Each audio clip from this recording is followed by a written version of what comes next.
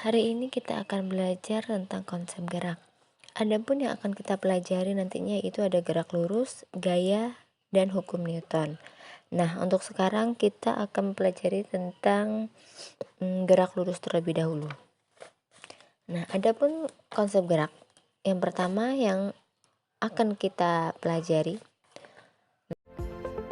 Benda dapat dikatakan bergerak apabila mengalami perubahan posisi dari suatu titik acuan.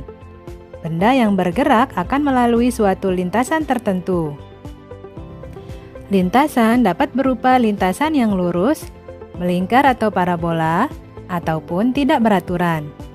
Namun, pada bagian ini kita akan mempelajari bagaimana gerak benda pada lintasan yang lurus atau dikenal dengan gerak lurus. Sebelum kamu mempelajari gerak lurus, kamu harus dapat memahami istilah-istilah berikut ini dan membedakan maknanya, yaitu 1. Besaran vektor dan besaran skalar, 2. Jarak dan perpindahan, 3. Kelajuan dan kecepatan. Kita mulai dari besaran vektor dan besaran skalar. Di kelas 7 kalian telah belajar ada dua macam besaran, yaitu besaran pokok dan besaran turunan. Di kelas 8, kalian harus mengetahui bahwa ada dua jenis besaran berdasarkan ada tidaknya arah, yaitu besaran skalar dan besaran vektor. Besaran skalar yaitu besaran yang hanya memiliki nilai dan satuan saja. Sedangkan besaran vektor yaitu besaran yang memiliki nilai, satuan, dan arah. Selanjutnya, jarak dan perpindahan. Coba perhatikan gambar berikut ini agar lebih mudah memahami perbedaan antara jarak dan perpindahan. Jarak adalah keseluruhan panjang lintasan yang ditempuh oleh benda yang sedang bergerak. Karena tidak memiliki arah, maka jarak termasuk besaran skalar. Sedangkan perpindahan adalah perubahan kedudukan suatu benda yang diukur dari titik awal ke titik akhir yang dicapai oleh benda tersebut dengan memperhatikan arahnya. Nah, karena arahnya diperhatikan, berarti perpindahan termasuk dalam besaran vektor. Contohnya, setiap hari kamu berangkat dari rumah ke sekolah, kemudian kembali lagi ke rumah. Misalnya, jika diukur jarak dari rumah ke sekolah 2 km, maka jarak tempuh yang kamu lakukan setiap hari dari rumah ke sekolah dan kembali lagi ke rumah adalah 4 km. Namun, perpindahan yang kamu lakukan bernilai 0 km. Mengapa 0? Karena titik awal dan akhirmu sama. Itulah yang membuat nilainya 0. Berbeda halnya ketika kamu berjalan ke arah utara sejauh 100 meter, kemudian kamu berpindah ke arah selatan sejauh 50 meter, berarti perpindahanmu yaitu 100 meter dikurangi 50 meter sama dengan 50 meter. Jadi, perpindahan bernilai 50 meter ke arah utara. Nah, gampang kan? Selanjutnya yaitu perbedaan antara kelajuan dan kecepatan. Kelajuan merupakan cepat lambatnya perubahan jarak terhadap waktu, atau bisa juga didefinisikan sebagai jarak yang ditempuh per detik. Kelajuan termasuk dalam besaran skalar, sehingga hanya memiliki nilai dan tidak memiliki arah. Karena kelajuan tidak memiliki arah, jadi nilainya selalu positif. Mau ke utara, selatan, timur, barat, kanan atau kiri, kelajuan tetap dihitung.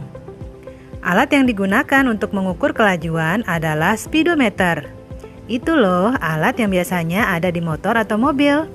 Jadi, kamu bisa tahu berapa sih kelajuan kamu saat menggunakan kendaraan. Lalu, bagaimana ya rumus menghitung kelajuan? Untuk menghitung kelajuan atau V, menggunakan rumus jarak yang ditempuh atau S dibagi dengan waktu atau T. Sementara itu, kecepatan merupakan cepat lambatnya perubahan kedudukan suatu benda terhadap waktu.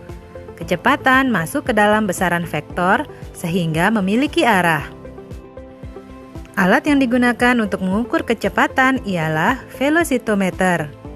Velocitometer merupakan speedometer jenis linear. Artinya, speedometer ini memiliki pembacaan angka negatif.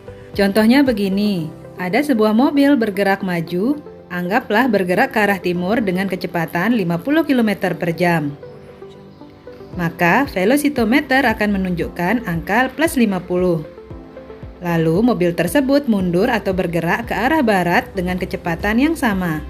Maka, akan ditunjukkan angka minus 50. Selain menggunakan velocitometer, pada beberapa mobil tertentu, biasanya dilengkapi oleh alat yang disebut dengan GPS atau Global Positioning System untuk menginformasikan posisi, kecepatan, arah, dan waktu secara akurat. Rumus untuk menghitung kecepatan atau V yaitu perpindahan atau delta S dibagi dengan waktu selama perpindahan atau delta T. Ya, sekarang kita kembali lagi ke gerak lurus. Gerak lurus terbagi menjadi dua, yaitu gerak lurus beraturan atau GLB dan gerak lurus berubah beraturan atau GLBB. Gerak lurus beraturan atau GLB adalah gerak benda pada lintasan lurus dengan kecepatan yang konstan atau tetap dari waktu ke waktu. Contohnya, kereta yang bergerak di rel yang lurus dan datar, serta mobil di jalan tol yang lurus yang dijalankan dengan kecepatan tetap. Rumusnya, S sama dengan V dikali T.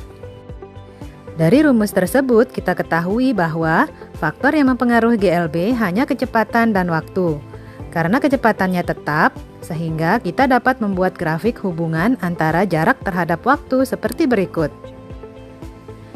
Grafik jarak terhadap waktu akan menjadi garis diagonal.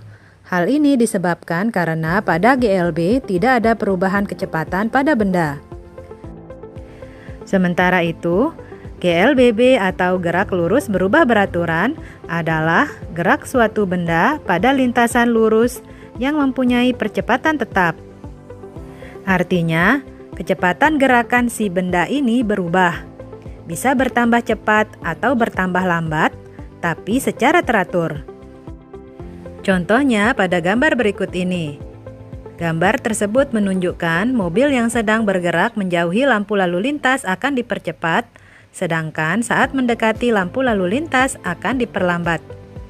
Percepatan atau perlambatan mobil tersebut dengan mudah dapat diamati dari adanya perubahan besar kelajuan mobil yang ditunjukkan oleh jarum speedometer atau angka yang muncul pada GPS. Rumus GLBB yaitu sebagai berikut. Pada rumus ini ada variabel A yang berarti percepatan.